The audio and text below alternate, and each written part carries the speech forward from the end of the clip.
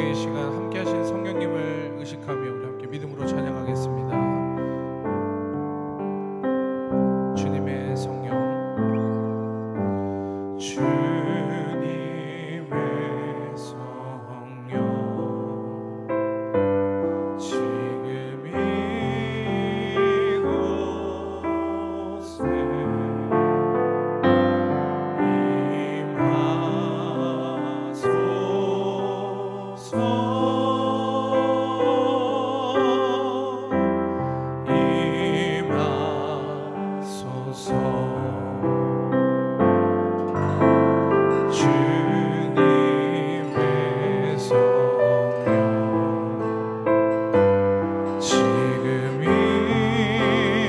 이곳에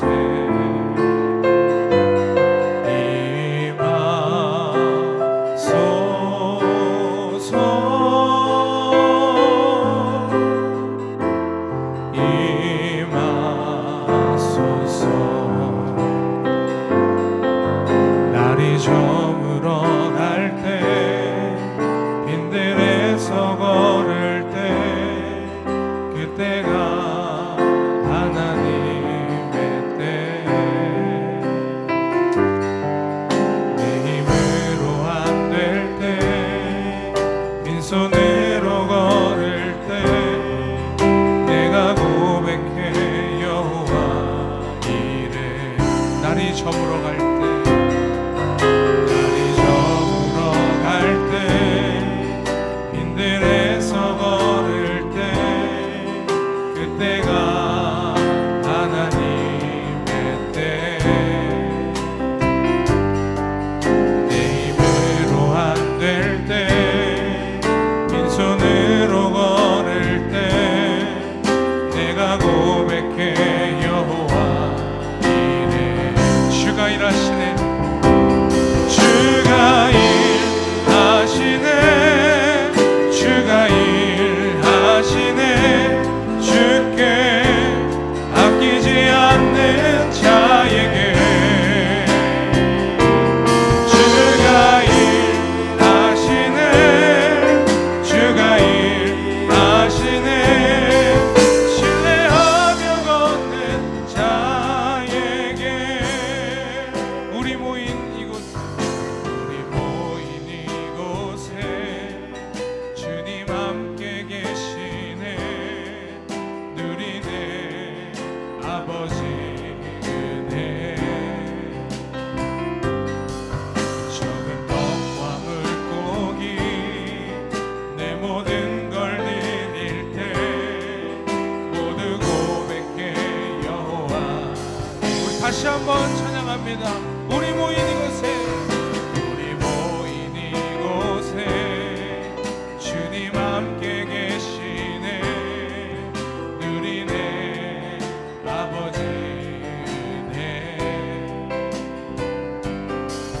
적은 떡과 물고기 내 모든 걸 드릴 때 모두 고백해 여호와 이래. 주가 일하시네, 주가 일하시네, 주가 일하시네.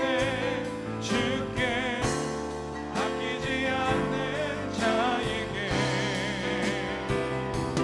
주가 일하시네, 주가 일하시네. 신뢰하며 걷는 자에게 주가 일하시네, 주가 일하시네. 주께 아끼지 않는 자에게 주가 일하시네, 주가 일하시네. 신뢰하며 걷는 우리를 위해 하나님께서 일하십니다. 주가 일하시네. 아멘.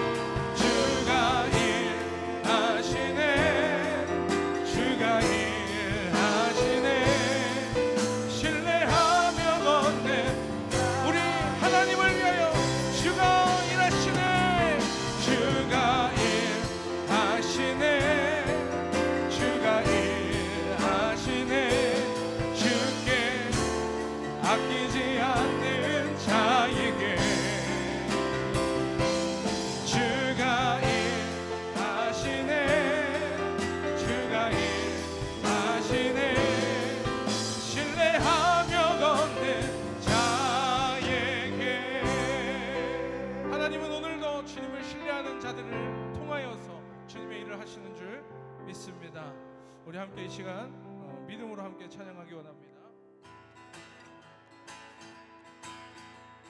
오랫동안 모든 죄 가운데 빠져 더럽기가 한량 없던 우리를 아무 공로 없이 구원함을 얻어 하나님의 자녀 지금 되었네. 주의 그 사랑 한량 없도다 찬송할지어다 예수의 공로. 주의 그 사랑 한량 없도다 찬송할지어다 예수의 공로. 주의 보혈로서 정결하게 씻어 죄악에서 떠나 몸을 이루고 세상 근심뿐 한 곳 없어지니 하나님의 빛이 영원롭도다. 주의 그 사랑 한량 없도다 찬송할지어다 예수의 공로. 주의 그 사랑 한량 없도다 찬송할지어다 예수의 공로. 죄의 깊은 잠든 세상의 꿈을 어서 깨어나라 나의 친구여.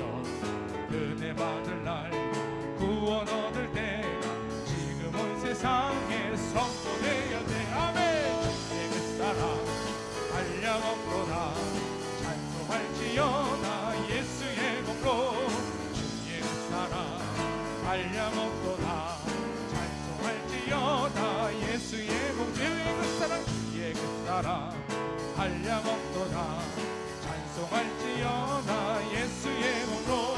주의 그 사랑 한량 없도다 찬송할지어다 예수의 마음속에 근심 있는 사람 주 예수 앞에 다 아뢰어라.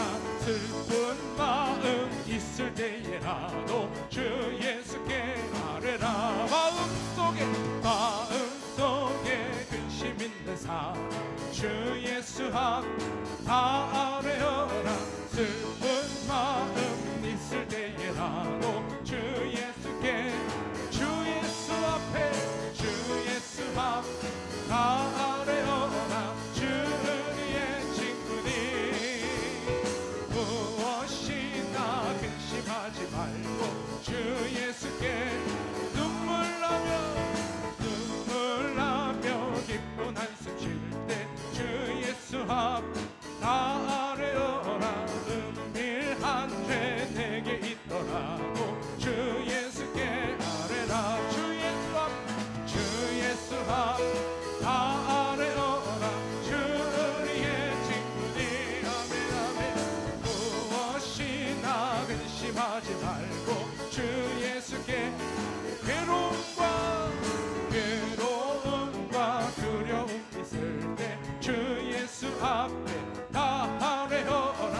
내일 일을 염려하지 말고 주 예수께 아뢰라. 주 예수 앞에 다 아뢰어라. 주의 친구니 무엇이나 근심하지 말고 주 예수께 아뢰라. 죽음 앞에 겁을 내는 자여 주 예수 앞에 다 아뢰어라. 하늘나라 바라보는 자여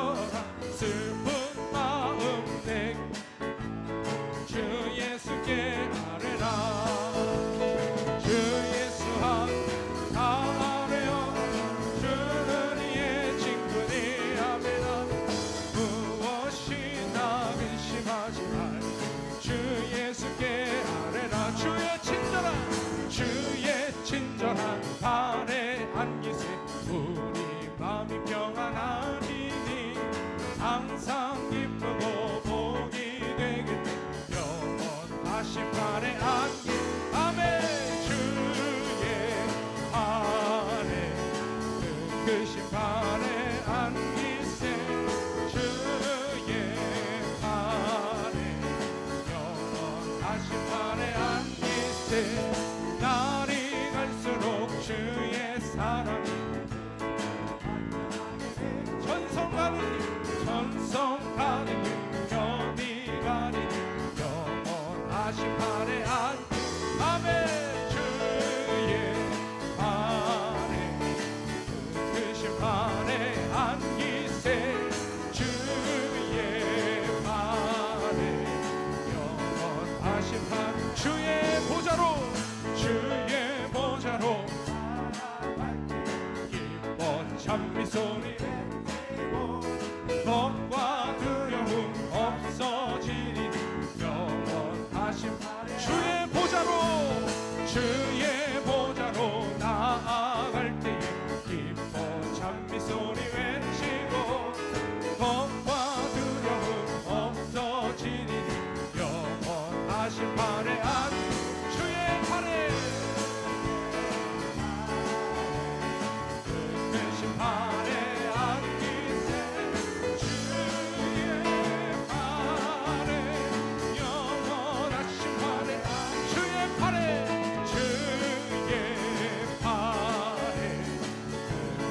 팔에 안기세 주의 팔에 영원하신 마지막으로 주의 팔에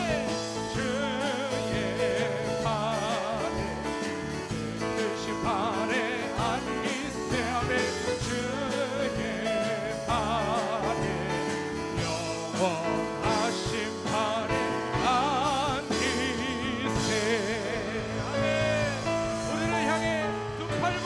기다리고 계시는 우리 주님께 나오는 이 시간 되기를 주님의 이름으로 축복합니다.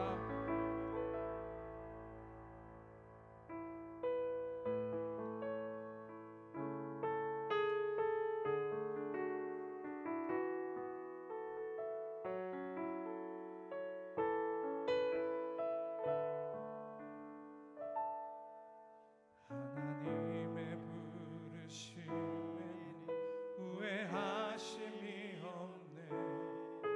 내가 이 자리에 선 것도 주의 부르심이라. 하나님의 부르심에는 결코 실수가 없네. 나를 부르신 하나님의 신실하심을 믿네. 하나님의 부르심에는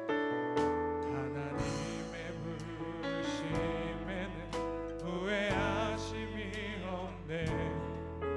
내가 이 자리에 선 것도 주의 부르심이라. 하나님의 부르심에는 결코 실수가 없네. 나를 부르신 하나님의 신실하심을 믿네.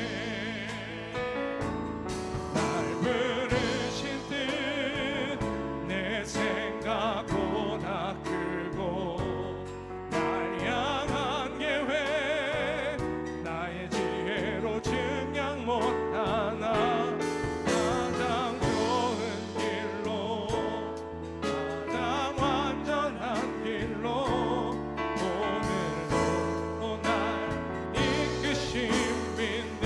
작은 나를 부르신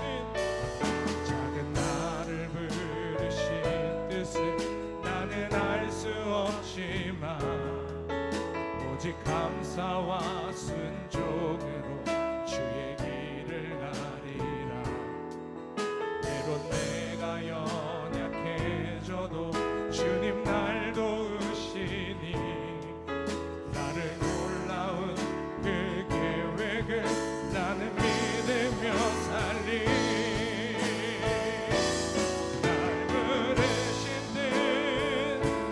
생각보다 크고 날 향한 계획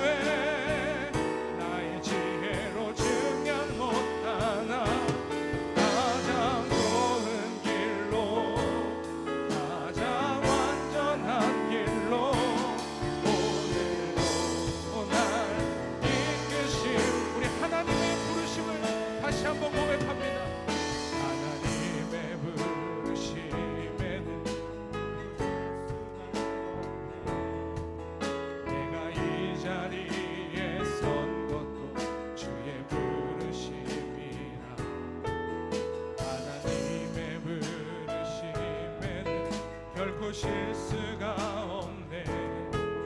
나를 부르신 하나님의 신실하심을 믿네. 날 부르신 뜻 내 생각보다 크고 날 향한 계획 나의 지혜로 증량 못하나. 가장 좋은 길로 가장 완전한 길로 오늘도 날 이끄심이 날 부르신 뜻 내 생각보다 크고 날 향한 계획 나의 지혜로 증량 못하나. 가장 좋은 길로 가장 완전한 길로 오늘도 날 우리 함께하신 하나님을 신뢰하며 날 부르신 뜻 내 생각보다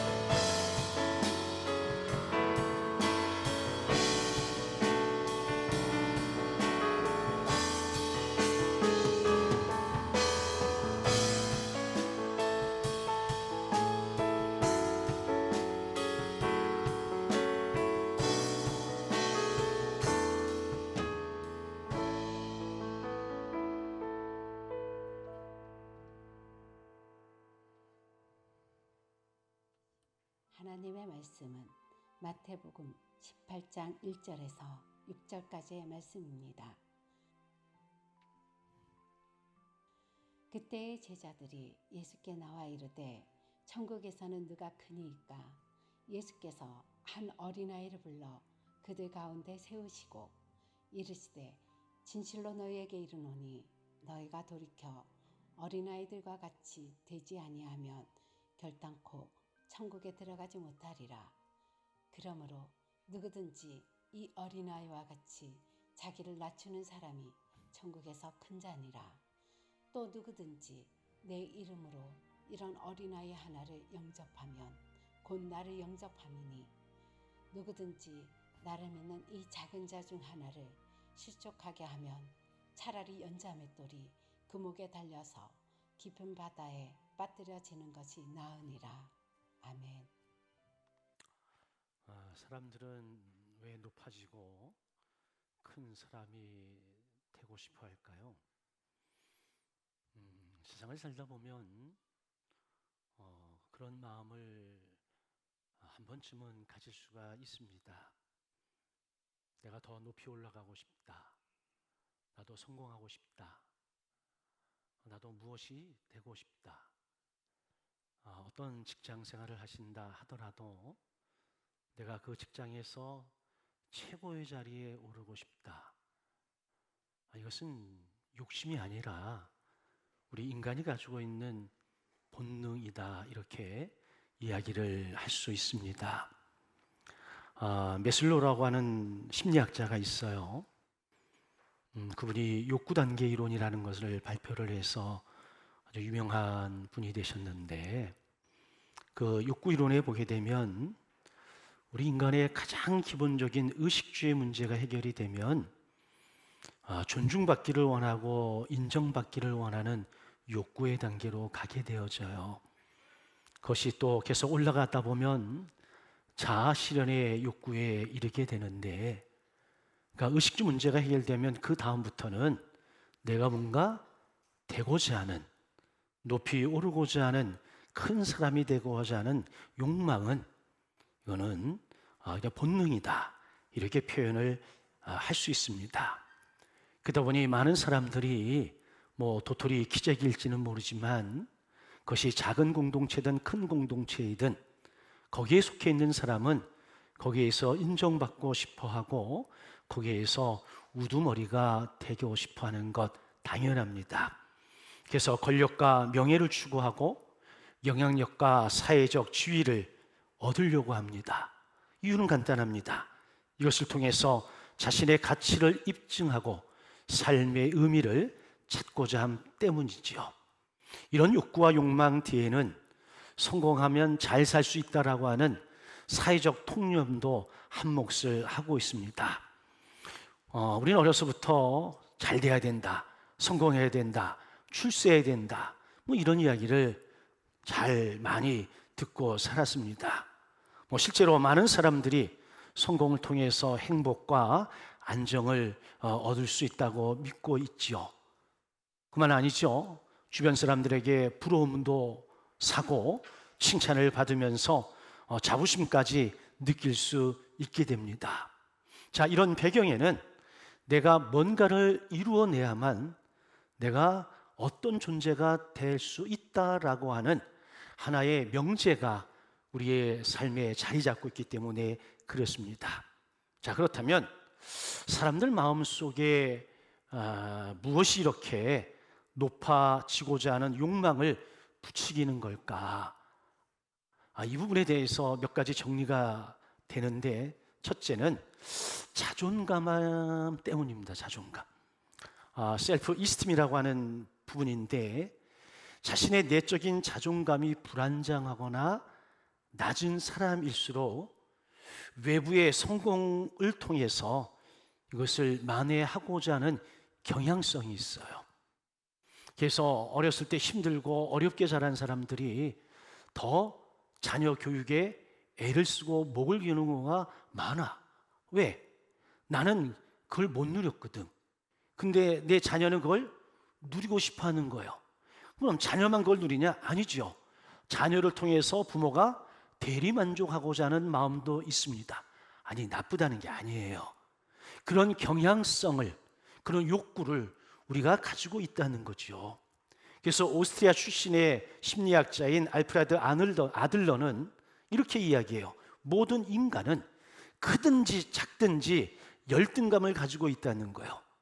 그리고 이것을 극복하기 위해서 끊임없이 우월성을 추구한다라고 이야기를 하지요. 그래서 보면 성공이라는 거 다 좋습니다. 근데 보면 참 주변에서 볼 때도 저 사람이, 이런 사람들이 오히려 사회적으로 성공하는 케이스가 꽤 있습니다. 왜냐하면 그들의 열등감은 열등감으로 끝나는 것이 아니라 이 열등감이 그들에게 대단한 경쟁력이 있도록 만든 거예요. 그래서 열정을 가지게 하고, 그리고 목표를 세우게 하고, 그것을 위해서 내 인생의 모든 것을 걸 수 있게 한 거예요. 열등감의 반전이 그런 쪽으로 나타나서 성공에 이르는 사람들이 의외로 많아. 두 번째는 사회적으로 비교 심리가 자리를 잡았기 때문에 그렇습니다. 인간은 사회적 동물이라고 그러잖아요. 짐승도 군집을 이루고 살아갑니다. 여러분, 짐승들이 군집을 이루고 살아갈 때 우두머리가 있을까요, 없을까요? 우두머리가 있습니다. 제가 어떤 영상을 봤는데 강아지들이 모여가지고 싸우고 난리야. 근데 한 마리가 딱 나타나니까 전부 다 쥐죽은 듯 조용히 자막이 떴어요. 이 무리 중에 제일 센 놈이래. 여러분, 짐승도 센 놈은 안다 그랬나? 압니다. 우리 인간도 똑같아. 군집을 이루고 살아가기 때문에 누군가 나를 뭐하고 있어요? 비교하면서 자신의 위치를 확인하려고 하는 본능이 있는 거예요. 그래서 다른 사람보다 내가 뒤처진다라고 생각을 하면 불안해. 대신 앞서가면 만족감이 느껴지는 거예요. 그래서 이런 큰 사람이 되고 싶다, 내가 성공하고 싶다라고 하는 것은 인간의 본능이라는 거죠. 그러면 서구 문화만 그러냐? 아니죠. 유교 문화 가운데는 우리도 전혀 다를 바 없습니다. 저는 한자 세대예요. 그래서 한자를 배우면서 자라났는데 입신양명이라고 하는 말을 처음에 배웠습니다. 몸을 세우고 이름을 날린다라고 하는 거예요. 쉽게 말하면 출세해야 이름이 날린다는 거예요. 그리고 이런 사자성어를 늘 외웠어. 인사유명 호사유피. 호랭이는 죽으면 가죽을 남기고 사람은 죽으면 뭘 남겨? 이름을 남긴대. 그러니까 이름을 남기는 것에 대한 사상, 문화가 우리 문화 가운데에 깊이 뿌리를 내리고 있다라고 하는 겁니다. 부모님들이 그러죠. 너 출세해야 돼. 여러분, 출세해서 궁극적으로 부모님의 명성과 이름을 높이는 거야. 여기에 궁극의 목적이 있는 거예요. 그런데 그러면서 동시에 좀 경계를 하기도 했습니다. 그래서 나온 사자성어가 경거망동하지 마라. 여러분, 성공을 했는데 이 성공의 자리에서 떨어지는 사람이 한둘이 아니죠. 여러분, 올라갈 때는 힘들게 올라갔는데 내려올 때는 속도가 얼마나 빠른지 모릅니다. 그리고 그 데미지는 엄청난 거죠. 실제로 여러분, 올라가기 위해서 온갖 수단과 방법을 다 쓴 사람들이 어느 날 무너지는 거 보면 참 비참합니다. 그래서 성공을 이야기하지만 동시에 뭐도 이야기한다? 경거망동하지 말라는 거예요. 조심성 없이 경솔하게 덤비는 태도를 경계했다라고 하는 거죠. 자, 그런데 오늘 본문의 제자들이 예수님에게 질문을 하는 거예요. 천국에서 누가 가장 큰 자입니까? 아마 이 12명이 무리가 군집을 이루면서 살아가면서 지들 안에서도 뭐가 있었어요? 비교하고 경쟁의식이 있었던 것 같아요. 그래서 이 땅에서는 뭐 그렇지만 그러면 천국에서 누가 큰 자일까요? 라고 물어본 거예요. 다시 말하면 제자들은 이 세상의 기준처럼 어떤 지위, 어떤 경력, 공로, 이것을 따라서 크고 작음이 구분된다고 생각을 했던 것 같아. 근데 예수님은 질문에 대해서 엉뚱한 답을 주시는 거예요. 어린아이를 불러 세우시고 말하기를 너희가 돌이켜. 뭐 어디서 돌이키라는 거예요? 세상의 기준, 세상의 방식에서 돌이켜 어린아이들과 같이 되지 아니하면 결단코 천국에 들어가지 못한대요. 그런가 하면 누구든지 이 어린아이와 같이 자기를 낮추는 사람만이 천국에서 큰 자가 될 것이다라고 선언을 하셨습니다. 세상의 논리와 하나님의 나라의 논리가 전혀 다르잖아요. 세상에서는 강하고 힘이 있고 커야 되는 거야. 근데 하나님의 나라에서는 역설적으로 오히려 약할 때 강함이 된대요. 가난할 때 오히려 부유한 자가 된다라고 이야기를 하는 거지요. 이 말씀을 통해서 예수님은 진정 큰 자가 누구인가에 대한 분명한 이야기를 해주고 있습니다. 그러기에 앞서서 조이 드론스라고 하는 아주 유명한 목사님이 계시는데, 이분이 하나님의 나라라고 하는 그 책에서 하나님의 나라는 어떻게 우리 안에, 우리 가운데 있을까라고 하는 질문을 던지고 거기에 대해서 4가지로 우리에게 답을 줬어요. 첫째, 하나님의 나라는 우리가 예수 그리스도를 나의 왕으로 모실 때 우리 안에 임합니다. 하나님의 아들로 이 땅에 오신 예수님을 나의 왕으로 영접한다. 내가 예수를 믿는다라고 할 때에 비로소 하나님의 통치가 내 심령 안에, 내 마음 가운데에 시작이 되기 때문에 그런 거예요. 예수께서 공생애를 시작하시면서 때가 찼고 하나님의 나라가 가까이 왔다라고 분명히 선언을 하셨습니다. 그 이전에도 그 이후에도 이런 선언을 하신 분은 예수님밖에 없습니다. 예수님이 하나님이시오, 예수님이 하나님의 아들이시고 그 하나님의 아들이신 예수님께서 임하시는 곳이 하나님의 나라이기 때문에 예수님이 공생애를 시작하시면서 때가 찼고 하나님의 나라가 가까이 왔다라고 선언을 하신 거예요. 그럼 우리 안에 하나님의 나라가 있기를 원한다면 우선적으로 예수 그리스도를 나의 왕으로 모셔야 될 줄로 믿습니다.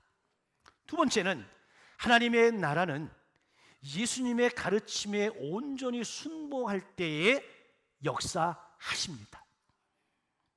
예수를 왕으로 모실 때에 하나님의 나라가 임하고 그 하나님의 말씀에 순종할 때에 우리 가운데 역사가 일어난다라고 하는 거거든요. 여러분, 어린아이처럼 자신의 지혜나 의의를 포기하고 주님의 말씀에 귀 기울이는 자세가 우리에게 필요한 거예요. 우리가 보통 예수님의 주 되심, 로드십이라고 이야기하는데 제가 그 얘기 많이 하잖아요. 여러분, 예수님이 나의 주인 맞습니까? 예수께서 나의 왕 되심이 맞습니까? 아니, 구호로만 왕이 아니고 구호로만 나의 주가 아니고 실제적인 삶 속에서 내가 어떤 생각을 하고 어떤 걸 결정할 때 내 생각과 내 의지가 아닌 아버지의 뜻, 하나님의 뜻에 먼저 우선권을 두고 우선순위를 두고 순종하느냐라고 하는 거예요. 이것이 아니면 우리는 여러분 하나님의 왕 되심, 주 되심을 그냥 소리로 외칠 따름이에요. 그런 곳에는 하나님의 나라의 역사가 일어나지를 않습니다. 그런데 내가 하나님의 왕 되심을 인정하고 그분에게 순종하는 삶을 사면 하나님의 쉐키나의 영광이 그 성막 위에 임했던 것처럼 우리의 삶 가운데도 임함을, 그래서 하나님의 나라가 임함을 여러분 믿으시길 주의 이름으로 축원합니다. 이 하나님의 나라는 세 번째, 거듭남으로 시작되어지는 본질적인 변화입니다. 예수님의 왕권을 인정하고 예수의 말씀에 아멘하며 순종하다 보면 우리가 성령의 감동하심을 통해서 내가 죄인됨을 인정하게끔 되어져 있습니다. 내가 지혜가 있어서 똑똑해서 많이 배워서 아니에요. 하나님의 성령이 우리에게 깨달아 알도록 하시는 거예요. 뭘? 내가 거룩하신 하나님 앞에 서보니 내가 참 죄인이구나. 내가 어찌할 수 없는 죄인이구나. 내가 더럽고 추한 죄인이구나. 내가 아무리 몸부림친들 내가 이 죄에서 건짐을 받을 수 없음을 깨달아 알고 하나님을 의지하고 하나님의 도우심을 구하는 거예요. 그래서 하나님께서 아들이신 예수 그리스도를 십자가의 제물로 내어주신 이것을 내가 인정하고 믿음으로 말미암아 우리는 구원에 이르는 거거든요. 그래서 거듭나는 거예요. 그래서 거듭남은 행위가 변하는 이것이 아니라 성령에 의해서 새롭게 태어남을 의미합니다.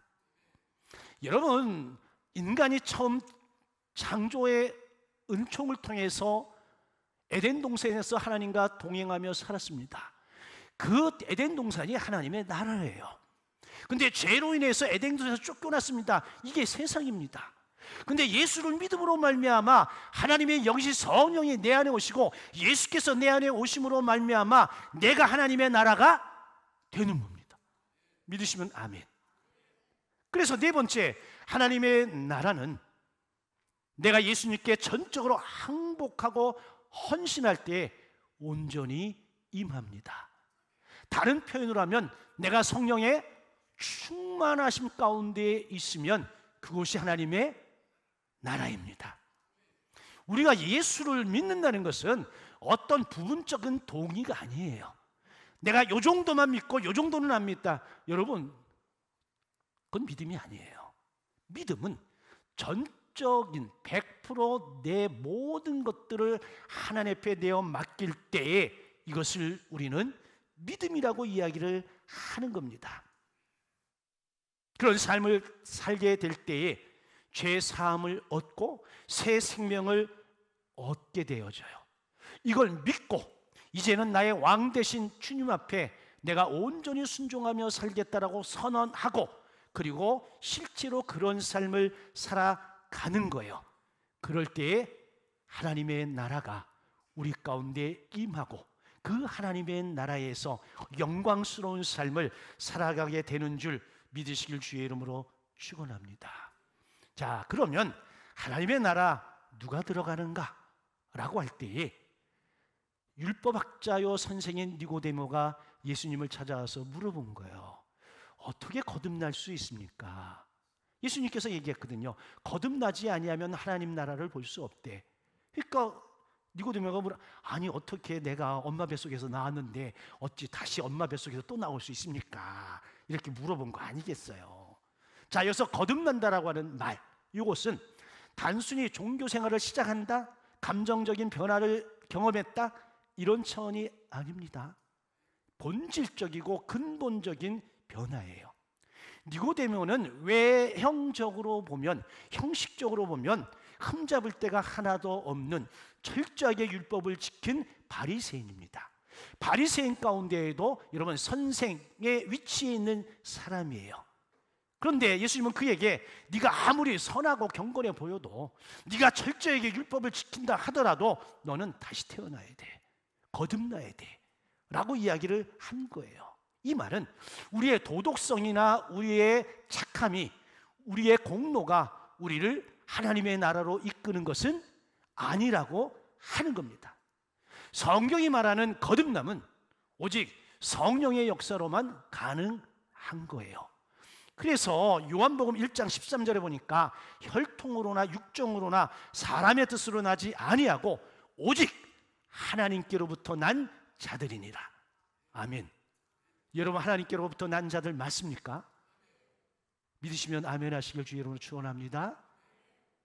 하나님께서 우리 안에 새 마음을 주시고 성령으로 씻어 새롭게 하시는 것, 이게 거듭남이에요. 그런데 이 거듭남이 어떤 큰 물통이 있어가지고 거기다 집어 넣었다가 끄집어내는 것처럼 내가 그냥 피부적으로 느끼고 감각적으로 느끼고 눈으로 확인하면 얼마나 좋아, 그죠? 그럼 나 거듭났네? 그럴 거 아니겠어요?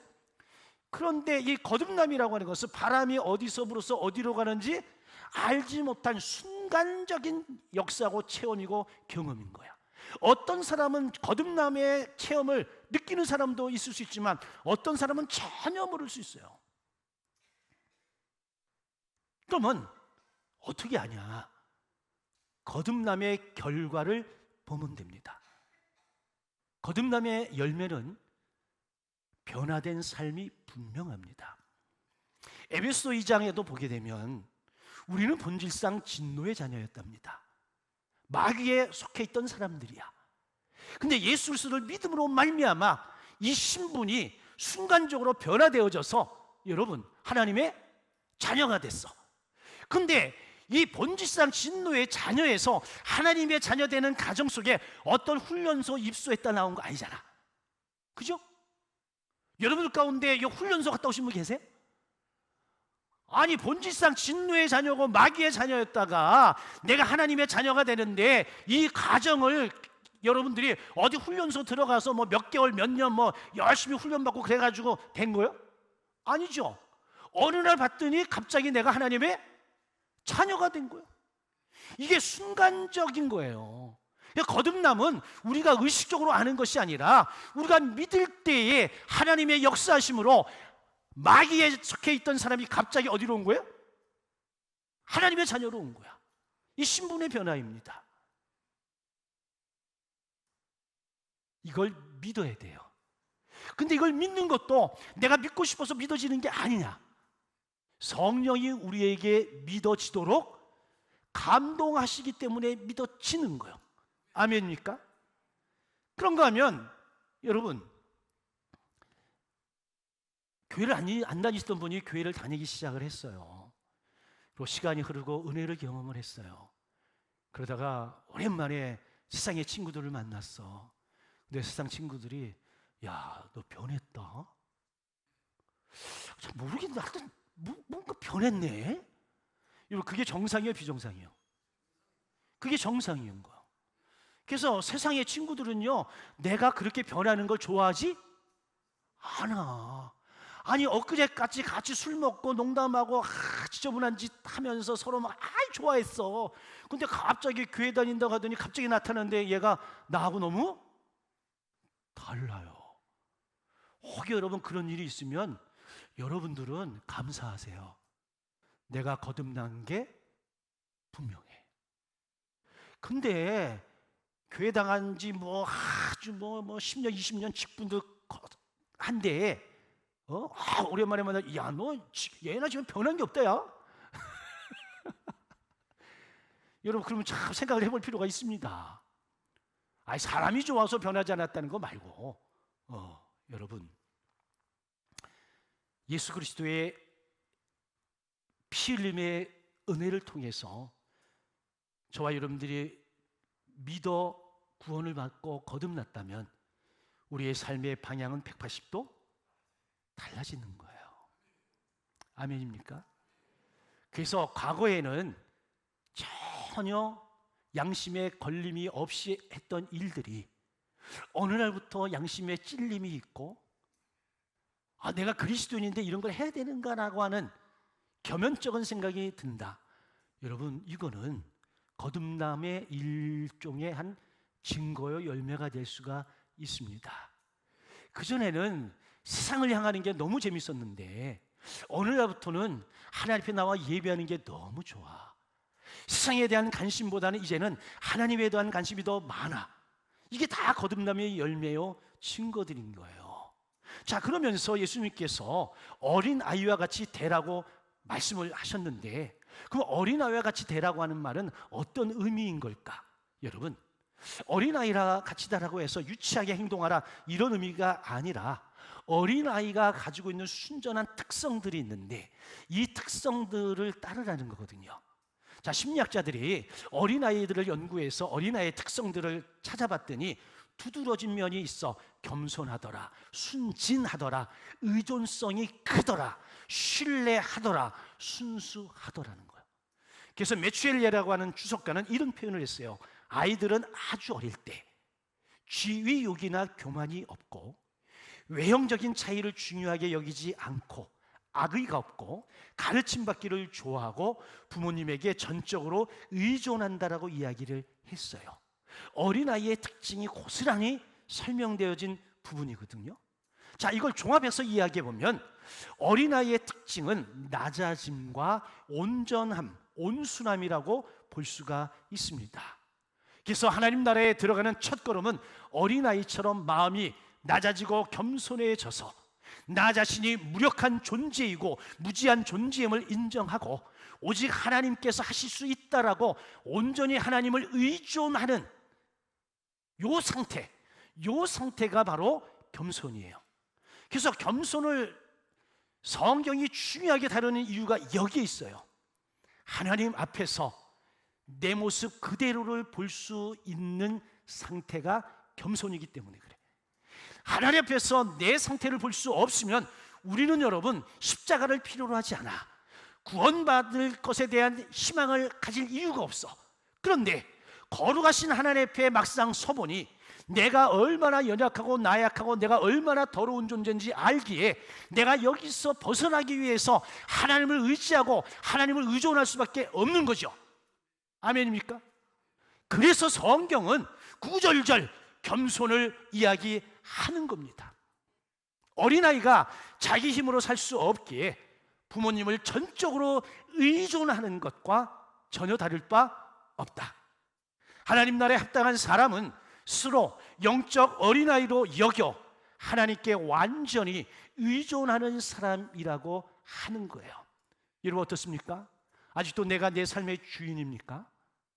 내 삶의 우선순위가 세상에 있습니까? 여러분 좀 바꿔보면 어떨까요?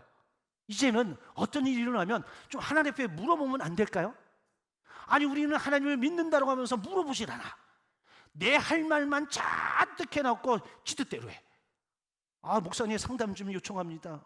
상담 오세요. 실컷 얘기했어. 지금까지 제가 하라는 대로 한 사람 본 적이 없어. 다 상담하는데 자기 하고 싶은 대로야. 상담 왜 했는데? 네? 하나밖에 없어요. 지지를 받고 싶은 거지. 네? 여러분 제가 하나님 앞에 40일 금식을 몇 번 했습니다. 아니 40일 금식이래. 40일 기도를 몇 번 했어.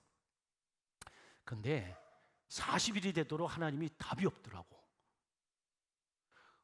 근데 마지막 날 하나님이 답을 주셨어요. 아니 한 10일째 답 주면 안 되나? 그러잖아요? 한 중간쯤 했을 때 좀 불쌍히 여겨서 좀 하면 되잖아? 아니 목에서 피가 쏟아져 나올 정도로 40일을 기도했는데 야 40일 되는 그날에 응답하시더라고요. 왜 그러셨을까요? 하나님이 무능해서? 아니죠. 내가 전적으로 하나님을 의지하는 모습을 하나님은 보시기를 원했던 거예요. 우리는 내 의로움을 내세우지 않고 나는 죄인입니다. 하나님 나는 연약합니다. 하나님만이 나를 도우실 수 있습니다. 라고 온전히 의존할 때에 하나님이 우리 가운데 임하심을 역사하심을 믿으시길 주의 이름으로 축원합니다. 또 한 가지 어린아이의 덕목은 믿음과 신뢰라고 하는 거예요. 어린아이는 여러분 부모의 말을 그대로 믿고 맡기죠. 그래서 어린아이는 부모가 시키는 대로 합니다. 물론 부모가 몇 번 거짓말하면 그 다음부터는 안 믿지만 부모가 진실하다면 부모가 하라는 대로 하는 겁니다. 세상 때에 물들지 않은 순전한 믿음이 있기 때문에 그런 것 아닐까요? 예수님은 우리가 하나님을 아빠, 아버지라고 신뢰하며 나오기를 원하시는 거예요. 복음서 곳곳에 나타나는 사건들을 보게 되면 예수님께서 귀신을 쫓아내고 병자들을 고치시고 난 후에 말씀하시기를 뭘 보았다 그래요? 믿음을 보았다고 그래요. 믿음을. 그 믿음이 어떤 믿음이니까? 온전히 의존하는 믿음이었기 때문에 그렇습니다. 내가 네 믿음을 보았다. 이만한 믿음이 없다. 여러분, 그 이만한 믿음이 뭐예요? 전적으로 하나님을 신뢰하고 의존하는 것을 이야기하는 거예요. 여러분, 어린아이들은 계산하거나 의심하지 않고 좋으신 엄마 아빠를 신뢰하죠. 그래서 아주 어린아이들은 우리 엄마 아빠는 진이의 요술램프인 줄 알아. 그냥 엄마 아빠는 은행 창고인 줄 알아. 말만 하면 다 나오는 줄 알아. 제가 어떤 책을 읽었어. 책을 읽었는데 한 나라의 왕이 있습니다. 그 왕이 깊은 잠에 들었는데 새벽 3시에 그 왕을 깨워서 물 한 잔 달라고 요청할 사람이 과연 누구일까? 누가 가능할까요? 아니, 왕이, 한 나라의 왕이 깊이 잠이 들었어. 그것도 새벽 3시면 이제 완전히 그냥 잠에 그냥 폭 들어가는 건데, 근데 어느 누가 왕을 깨워가지고 물 한 잔 달라고 하시겠어요? 누구밖에 없어? 그죠. 그 왕의 딸 아들밖에 없어. 그 딸 아들은 여러분 배고프면 밥 달라고 그러는 거고, 새벽 3시에 일어나서 목말라서 아빠 물 한 잔 줘요 라고 할 수 있는 거고, 갑자기 새벽 3시에 일어났는데 오줌이 마려가지고 무서우니까 아빠 나 화장실 데려다 줘 이럴 수 있어. 우린 못해. 누구만 해요? 그 왕의 자녀들만 해. 근데 우리는 하나님 앞에 나와서 기도하는데도 참 생각이 많고 계획이 많고 참 고민이 많죠? 아버지 맞아요? 아니, 하나님을 맨날 아버지라고 부른다며. 근데 하나님 아버지한테 무슨 일만 가서 쭉 와가지고 얘기해야 되는 거 아닌가? 에? 아, 그래요 안 그래요? 뭐 아버지한테 시간 맞춰야 돼? 아버지 제가 생각이 있는데 몇 년 몇 월 며칠에 시간 좀 내주세요. 그때 제가, 아이 세상에 그런 게 있어. 여러분, 세상의 아버지 몰라도 우리가 믿는 하나님 아버지는 24시간 언제나 풀가동. 아무 때나 와도 외면치 않으신다니까. 아, 제발 좀 오세요. 어디에? 하나님 앞으로. 하나님은 지금도 여전히 우리를 도우시기를 원하고 우리를 당신의 품에 안으시기를 원하십니다. 단 조건이 있어요. 와야지. 그런가 하면 예수님께서 어린아이와 같이 돼야 된다라고 하는 말에는 또 다른 하나의 목적이 있는데, 그것은 우리의 교만과 경쟁의식에서 돌이키라는 거예요. 여러분, 제자들이 누가 더 큰 자냐라고 서로 경쟁하는 것에는 교만함이라고 하는 게 뿌리작 내리고 있기 때문에 그렇습니다. 그럴 때 이 교만함을 교훈하시기 위해서 예수님은 한 어린아이를 세우신 거예요. 가장 작고 보잘것 없는 어린아이를 영접하는 태도를 가르치기 위해서 세우신 거예요. 어린아이 같은 사람은 남을 지배하거나 누리려 하지 않습니다. 대신 서로 섬기고 존중하려고 하는 거지요. 여러분, 하나님의 나라는 겸손한 자들이 차고 넘쳐서 서로를 배려하고 서로를 격려하고 서로를 인정하고 서로를 섬기는 문화가 있는 곳이 하나님의 나라입니다. 여러분들의 가정에 경쟁의식 있고 교만함이 있고 다툼이 있으면 미안합니다. 하나님 나라 아닙니다. 이 교회 영적 공동체도 마찬가지입니다. 서로 물어뜯고 다투고 신란하고 서로 비교하고 경쟁하고 하나님 나라 아닙니다. 하나님의 나라는 내가 먼저 낮아지고 내가 먼저 섬김의 자리에 있고 내가 먼저 조금 희생하려고 하고, 그래서 여러분 이 공동체에 기쁨이 있고 희락이 있고 평안이 있을 때 여기가 하나님의 나라 아니겠어요? 제가 어제 며칠 전에 들었는데 사춘기보다 무서운 병이, 뭐라 그러더라? 여자분들 하는 게 뭐죠? 갱년기. 사춘기보다 무서운 게 갱년기래. 우리 자녀분들, 여러분들 부모님, 아빠는 빼고 엄마가 나 갱년기야 그러면 그냥 조용해. 너희들이 사춘기 한다고 엄마의 갱년기를 이길 수가 없어. 너희들은 좀 그래봐야 그런 거 맞지. 엄마가 갱년기 때문에 집 나가면 되는 게 하나도 없어. 밥도 못 먹어, 빨래도 안 해줘. 큰일 나요. 그래서 그 책에 보니까 사춘기 딸이 엄마가 나 갱년기야 그러니까 그냥 어메기주 그랬대. 근데 그 책을 제가 읽다가 생각이 된 거예요. 그럴 수 있어요. 무서워. 그런데 사춘기의 자녀들도 갱년기의 엄마도 이 가정이 하나님의 나라가 되기 위해서는 그 힘들고 어려운 내 내면의 변화를 극복하고 서로 사랑하고 서로 이해하고 격려하고 하면서 아름다운 가정을 이루어가는 것 아닐까요? 나는 받기만을 원하고 누군가에게 주기만을 이렇게 원한다면 거기는 하나님의 나라가 될 수가 없어요. 여러분, 세상도 주고 받는 게 이치야. 여러분, 하나님의 나라도 마찬가지예요. 우리는 한없이 주면 돼. 그런데 이걸 누가 채워주실까요? 하나님이 채워주시더라고요. 제가 여러분 단도직입적으로 물어볼까요? 여러분의 마음이 하나님의 나라 맞습니까? 만약에 여러분들의 마음이 하나님의 나라면 여러분들의 마음은 좀 평안해야 돼. 기쁨이 있어야 돼. 희락이 있어야 돼. 겸손해야 돼. 섬기는 자리에 있어야 돼. 왜? 내 삶의 왕이 예수님이기 때문에. 근데 아직도 여전히 내 마음에 불평과 불만과 아집과 고집과 다툼 이런 것들이 있다고 한다면 여러분, 내 마음은 하나님의 나라가 아니죠. 왜? 내 욕심이 나의 주인 노릇을 하고 있기 때문에 그런 것 아니겠어요? 여러분, 예수님께서 분명히 선언하셨습니다. 나는 이 땅에 온 것이 섬김을 받으러 온 것이 아니래요. 도리어 섬기러 왔다.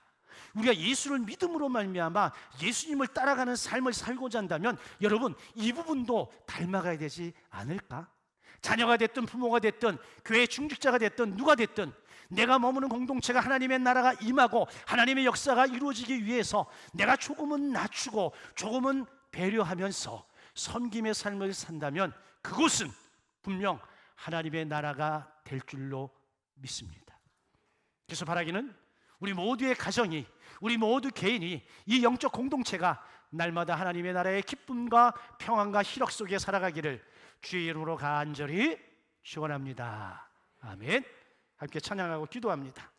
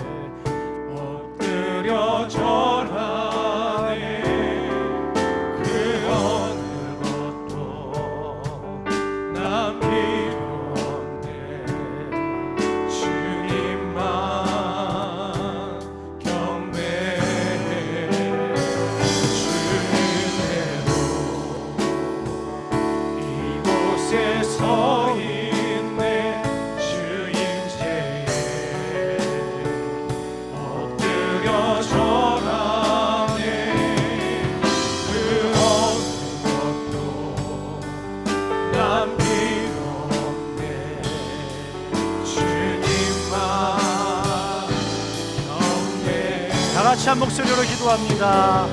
거룩하신 아버지 하나님, 감사합니다. 우리를 죄 가운데 해주셔서 하나님의 자녀로 살게 하심을 감사합니다. 날마다 내 안에, 우리의 가정 안에, 내가 머무는 곳에 하나님의 나라가 임하기를 원합니다. 더 낮아지고 더 겸손하고 더 섬기의 자리에 있겠습니다. 내가 하나님을 나의 왕으로 모시고 하나님 말씀에 순복하며 살아가겠습니다.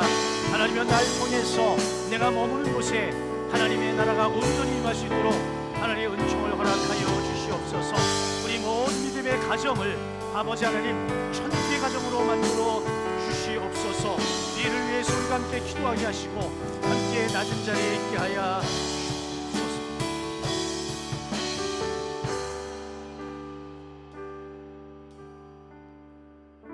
예수님의 이름으로 기도하옵나이다. 아멘. 자, 우리 옆 사람하고 인사할 때 사랑하고 축복합니다. 네, 사랑하고 축복합니다. 감사합니다. 예, 여러분 주보에 하브루타 용지가 있습니다. 오늘 설교를 몇 가지 질문으로 여러분들에게 드렸으니까 7월 한 달 동안 이걸 가지고 잘 묵상하십시오. 7월달 매우 덥습니다. 함께 어우러지고 또 교회 행사도 많고 그럴 때에 조금 더 배려하고 조금 더 낮은 자리에서 함께 섬김의 삶을 살아가면 감사하겠습니다. 교회 소식란을 보시면 우리 교회를 찾아주신 여러분들을 주님의 사랑으로 환영합니다. 그래서 저희가 이렇게 방문자 카드를 하나 마련을 했습니다. 그래서 이걸 마련한 건 교회에 처음 오신 분들에게 이걸 이렇게 드려서 오신 이유를 여기다가 체크만 할 수 있도록 저희가 한 2달 동안 이제 교회를 오셨어요. 그래서 이제 등록하시겠어요? 라고 물어보니까 그다음부터 안 오시는 분들도 계시더라고요. 그래서 또 어떤 분은 그래서 좀 안 물어봤어. 그랬더니 이 교회는 관심도 없고 사랑이 없대. 그래서 아이디어를 낸 거예요. 그래서 처음 보는 분이 오시면 저 뒤에서 우리 안내하시는 분들이 이걸 살짝 이렇게 드려서 그분들이 체크를 하면 저희가 그냥 인지하고 그대로 이렇게 조처를 할 수 있도록 한 겁니다. 그래서 혹시 분들이 아시는 분들이 왔는데 처음 오시는 분 같으면 막 등록하라고 막 그러지 말고 이걸 들으시면 돼. 그럼 저희가 이걸 가지고 기도하고 적당한 때에 또 이렇게 할 수 있도록 협조를 해주시면 고맙겠습니다.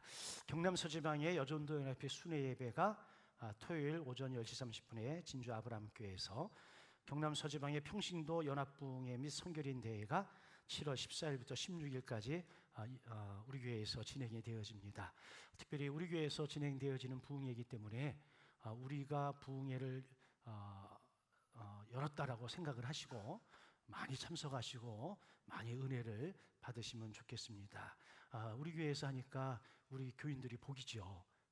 먼 데 있으면 가야 10명, 20명밖에 못 가는데 우리 교회에서 하니까 월화수 매일 저녁에 모이셔서 함께 은혜 받기를 부탁을 드리겠습니다.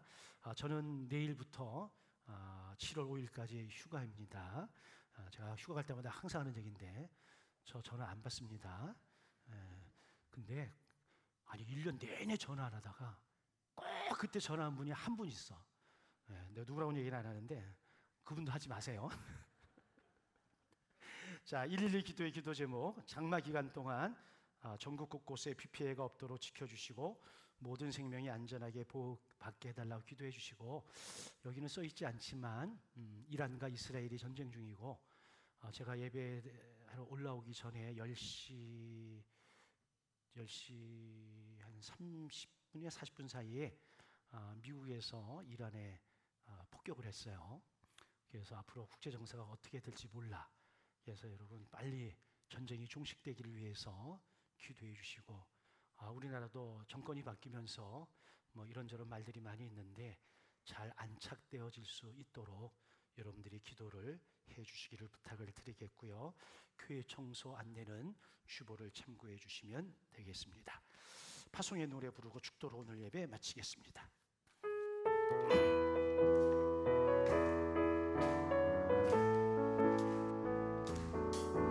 가을의 마을 그 숲속에서 주님 그 열한 제자 다시 만나시사 마지막 그들에게 말씀하시기를 너희들은 나라죠 세상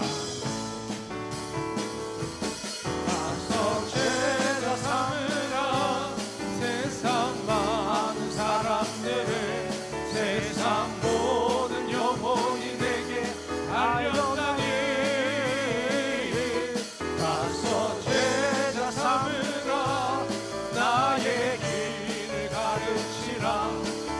내가 너희와 항상 함께하리라. 참 좋으신 아버지 하나님, 감사합니다. 죽을 수밖에 없는 죄인인 우리를 긍휼히 여겨주셔서 하나님 자녀 삼아 주신 것 감사합니다. 하나님께서 우리의 주인 되셔서, 우리의 왕 되셔서 우리를 다스리심 또한 감사합니다. 우리가 매일의 삶을 통해 온전히 하나님 앞에 순복하는 삶으로 하나님의 나라의 평안과 희락과 기쁨이 넘쳐나도록 복내려 주옵소서. 오늘 이 시간에도 받은 은혜를 인해서 감사하는 마음으로 각종 예물을 하나님께 올려드리오니 하나님 받으시고 우리에게 한량없는 은혜와 은총을 베풀어 주시옵소서. 이제는 우리 주 예수 그리스도의 크신 은혜와 하나님 아버지의 극진하신 사랑하심과 성령님의 감화감동 보호 인도하심이 하나님 나라의 백성답게 믿음으로 승리하며 살아가기 원하는 우리 모든 믿음의 가족들 머리 위에 이제로부터 영원토록 함께 하시기를 간절히 축원하옵나이다. 아멘.